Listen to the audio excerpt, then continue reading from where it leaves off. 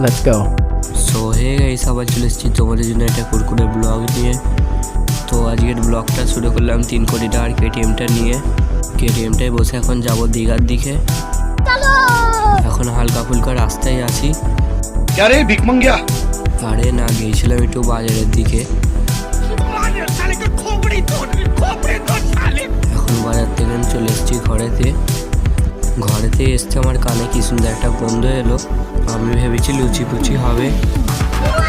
তারপর তখন আমার মা রুটি আর সুজি দিয়ে গেল, বললো খা। তো আজকে শুক্রবার, জুম্মার নামাজ পড়তে যাবো। এই সুইমিং পুলটাতে আমি গা দেবো না আজকে গা দেবো বালতির ভিতরে ঢুকে। আমি তখন গা দিই। তোমার ভিডিওটা লাইক করে কমেন্ট করো। গা ধুয়ে তোমার সঙ্গে দেখাচ্ছি। তো এখন গোসল করে চলে এসেছি আমি। নামাজ পড়ার জন্য পুরো রেডি হয়ে গেছি। আমি তো নামাজ পড়তে যাই।